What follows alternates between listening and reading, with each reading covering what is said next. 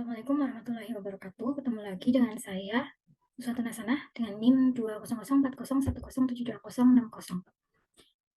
Pada video kali ini, saya akan menjelaskan pengerjaan ujian akhir semester mata kuliah Natural Language Processing, di mana tugasnya itu untuk mencari jurnal internasional di tahun 2023 sampai 2024 dengan temanya Learning Analytics. Kemudian dibuat videonya. Kita langsung saja ke hasil pengerjaan saya. Oke, di sini kita masuk ke lembar jawaban saya. Saya menggunakan Systematic Literature Review atau SLR dengan tema yang diperketat dengan judulnya penggunaan Learning Analytics untuk analisis kinerja akademik mahasiswa. Di bab pendahuluan, sini perkembangan teknologi informasi dalam pengelolaan dan analisis data akademik mendorong munculnya berbagai inovasi. Salah satu inovasinya itu Learning Analytics. Learning Analytics ini disebut juga analisis pembelajaran, yaitu sebuah pendekatan yang memanfaatkan analisis data untuk meningkatkan proses pembelajaran dan kinerja akademik mahasiswa. Kenapa Learning Analytics ini sebagai salah satu inovasinya? Karena Learning Analytics ini memungkinkan institusi pendidikan untuk mengumpulkan, mengolah, dan menganalisis data yang dihasilkan dari aktivitas belajar mahasiswa guna mengidentifikasi pola, prediksi, kinerja, serta memberikan intervensi yang tepat waktu. Penggunaan LA di perguruan tinggi ini tidak hanya untuk meningkatkan hasil belajar, tapi juga mendukung keputusan strategis pemangku keputusan yang berbasis data. Kemudian ada metodologinya. Metodologi di sini saya menggunakan metode Systematic Literature Review seperti yang tertera pada judul, dengan meninjau berbagai pustaka dengan langkah-langkah yang diambil sebagai berikut. Yang pertama, mengidentifikasi tujuan. Tujuan untuk tujuan dari tinjauan pustaka kali ini adalah untuk memahami bagaimana learning analytics itu dapat digunakan dalam menganalisis kinerja akademik mahasiswa. Kemudian yang kedua yaitu mendefinisikan permasalahan.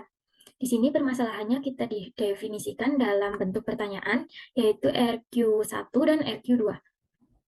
RQ1 itu bagaimana learning analytics dapat digunakan untuk menganalisis kinerja akademik mahasiswa. RQ2, bagaimana learning analytics mempengaruhi peningkatan akademik mahasiswa. Yang ketiga adalah pengumpulan, screening, dan analisis data. Di tahap ini mencari jurnal internasional yang diterbitkan di Science Direct, ProQuiz, dan Google Scholar. Saya menggunakan beberapa kata kunci, yaitu ada Learning Analytics, Higher Education, Performance Academic, dan Digital Learning. Kata kunci ini, ketika saya mencari satu persatu, itu hasilnya tidak terlalu akurat, jadi kadang saya menggunakan Learning Analytics in Higher Education, atau Learning Analytics for Performance Academic, or Learning Analytics on Digital Learning. Seperti itu. Jadi tidak hanya satu kata kunci, tapi saya menggabungkan kata kunci ini sehingga dapat menemukan jurnal yang relevan. Screening itu digunakan untuk memilih jurnal yang relevan seperti pada soal, yaitu jurnal tersebut bertaraf internasional dan diterbitkan tahun 2023 dan 2024. Tahap yang keempat adalah diskusi dan penarikan kesimpulan. Selanjutnya ada hasil diskusi. Hasil diskusi berisi tentang penjelasannya dari hasil pencarian jurnal dengan kata kunci yang sudah saya jelaskan tadi, dengan digabungkan dua kata kunci atau lebih, diperoleh beberapa hasil. Pada sumber Science Direct diperoleh 96.078 jurnal. Kemudian setelah dilakukan screening, hanya ada 15.352 jurnal yang relevan. Kemudian pada sumber ProQuest diperoleh 54.244 jurnal. Setelah dilakukan screening, hanya 5.193 jurnal yang relevan. Sedangkan pada Google Scholar ini sangat banyak, sampai 223.000 jurnal. Lalu setelah dilakukan screening, ada 17.200 jurnal yang relevan. Namun dari jurnal-jurnal ini, kebanyakan adalah berjenis literatur review, bukan berjenis penelitian. Jadi dilakukan screening kembali secara manual, diperoleh sekitar 30 jurnal yang terpilih. Yang menurut saya sangat relevan adalah 6 jurnal, utama yang dirasa paling sesuai untuk menjawab pertanyaan RQ1 dan RQ2. 6 jurnal tersebut diantaranya ada Predicting Student Performance Using Educational Data Mining and Learning Analytic Technique yang ditulis oleh Rahul Sharma, Shiv Shakti Srivastava, dan Aditi Sharma. Ini terbit di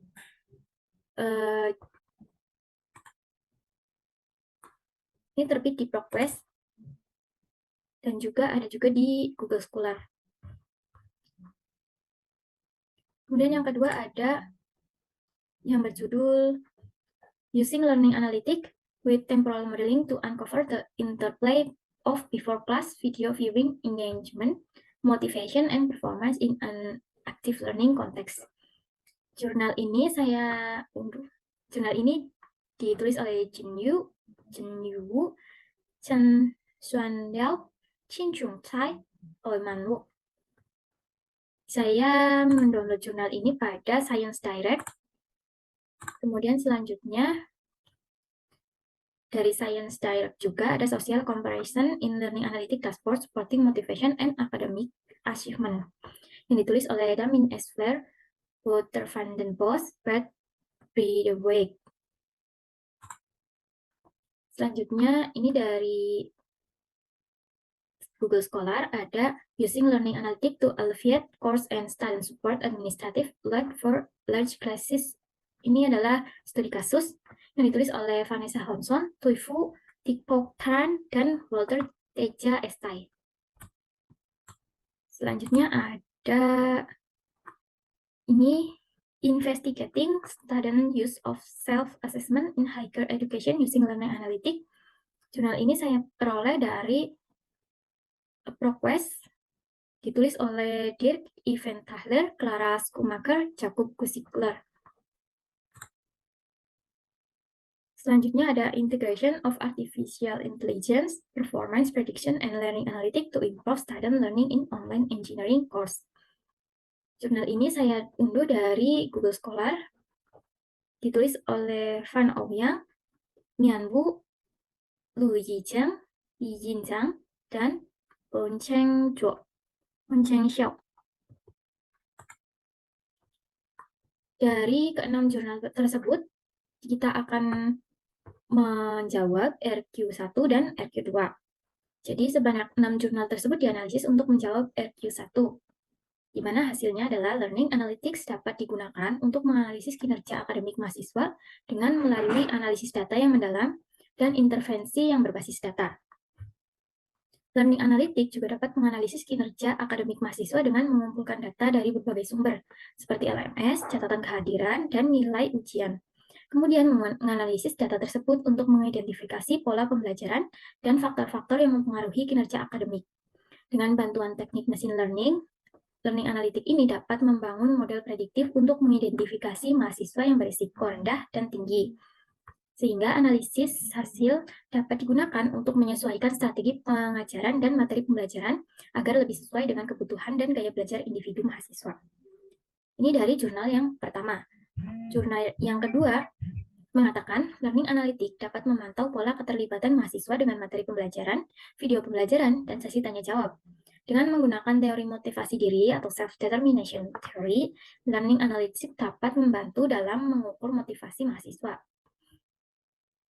Kemudian, motivasi itu mempengaruhi cara mahasiswa berinteraksi dengan konten belajar dan kinerja akademik mereka. Learning Analytics juga menggunakan model temporal dan data real-time untuk memprediksi motivasi dan kinerja belajar dari waktu ke waktu. Dari jurnal yang ketiga, Learning Analytics dapat digunakan untuk menganalisis kinerja akademik mahasiswa dengan memanfaatkan visualisasi data kinerja melalui dashboard dan mengimplementasikan perbandingan sosial yang dirancang untuk meningkatkan motivasi. Jadi, Learning Analytics ini dapat menjadi alat yang berguna dalam meningkatkan kinerja akademik mahasiswa melalui analisis data yang mendalam dan intervensi yang dirancang berdasarkan teori motivasi. Di jurnal yang keempat ini menjelaskan, Learning Analytics digunakan untuk menganalisis kinerja akademik mahasiswa dengan cara memantau keterlibatan siswa dalam kegiatan pembelajaran. Kemudian, dengan menggunakan model pembelajaran mesin, Sistem analitiknya dapat mengekstrak pola penting dari berbagai dimensi seperti keterlibatan, kinerja siswa sebelumnya, dan kinerja historis. Yang kelima, learning analytic membantu dalam mengidentifikasi pola penggunaan penilaian diri atau self-assessment oleh mahasiswa selama semester berlangsung. Dengan metode clustering dan proses meaning, analisis ini kemudian dikaitkan dengan kinerja akademik mahasiswa pada ujian akhir. Sementara di jurnal yang keenam, ini model prediksi kinerja akademik berbasis AI digunakan untuk mengidentifikasi mahasiswa yang beresiko gagal dengan menganalisis berbagai kriteria dan faktor yang mempengaruhi seperti catatan kehadiran, catatan tugas, partisipasi aktif, dan nilai ujian. Nah, pendekatan tersebut diintegrasikan dengan AI dan LE memungkinkan umpan baliknya itu kontinu dan tepat waktu kepada mahasiswa, sehingga bisa digunakan untuk memahami kelemahan mereka dan mengambil tindakan perbaikan yang diperlukan. Kemudian di sini di bab selanjutnya ada pertanyaan yang kedua, yaitu pengaruh LE dalam peningkatan akademik mahasiswa. Berdasarkan 6 jurnal tersebut yang telah saya analisis, di sini LE dapat mempengaruhi peningkatan akademik mahasiswa melalui 4 cara. Yang pertama, itu memprediksi kinerja akademik dan intervensi yang tepat waktu untuk mahasiswa yang beresiko. Yang kedua adalah menggunakan data dari self-report dan sistem learning analytic membantu mengidentifikasi kebutuhan individu mahasiswa dan memberikan dukungan yang tepat waktu, karena mahasiswa dapat memahami dirinya sendiri. Selain itu, berkontribusi pada peningkatan akademik mahasiswa dengan menyediakan feedback yang sesuai dengan mendukung strategi belajar yang lebih efektif.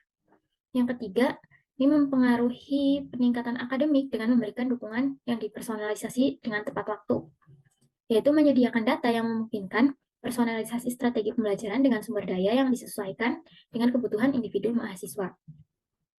Jadi, pengajar mungkin mengirimkan email yang dipersonalisasi kepada mahasiswa yang membutuhkan dukungan.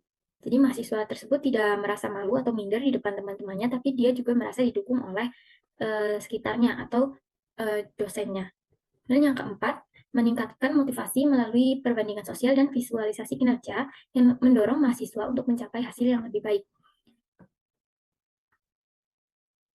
Kesimpulan dari analisis yang telah dilakukan, yaitu learning analytic memungkinkan institusi pendidikan untuk mengumpulkan, mengolah, dan menganalisis data yang dihasilkan dari aktivitas belajar mahasiswa, guna mengidentifikasi pola, prediksi kinerja, serta memberikan intervensi yang tepat waktu. Jadi penggunaan learning analytic itu bisa di dalam LMS atau di dalam website kampus yang ada di perguruan tinggi. Jadi tidak hanya bertujuan untuk meningkatkan hasil belajar mahasiswa, tapi juga untuk mendukung keputusan strategis yang berbasis data. LE juga dapat menunjang peningkatan akademik mahasiswa dengan analisis yang mendalam dan penanganan yang tepat waktu, sehingga mahasiswa yang berisiko itu memiliki peluang keberhasilan akademik yang lebih tinggi daripada dengan cara manual seperti bimbingan konseling dengan dosen. Kemudian di sini dalam penelitian yang telah dikaji, keberhasilan penggunaan LE dapat dipengaruhi oleh proses data mining yang diintegrasikan di dalamnya. Setelah saya membaca ke-6 jurnal tersebut, yang saya merasa setiap learning analytic itu memiliki proses data mining yang dikandung di dalamnya, sehingga dapat menunjang keberhasilan dari learning analytic tersebut. Jadi learning analytic sangat dipengaruhi oleh proses data mining yang diintegrasikan dalamnya dan juga subjek penelitiannya. Selain itu, learning analytic juga sepertinya dipengaruhi oleh teknologi yang digunakan, seperti pada jurnal yang pertama dan jurnal yang terakhir itu jurnal yang pertama hanya menggunakan proses data mining saja, sedangkan jurnal yang terakhir itu ada integrasi dengan AI, di mana jurnal yang terakhir itu lebih baik dari jurnal yang pertama menurut pendapat saya atau pendapat pribadi. Kemudian dalam kajian pustaka yang telah dilakukan itu terdapat beberapa keterbatasan. Keterbatasan ini berasal dari diri saya sendiri.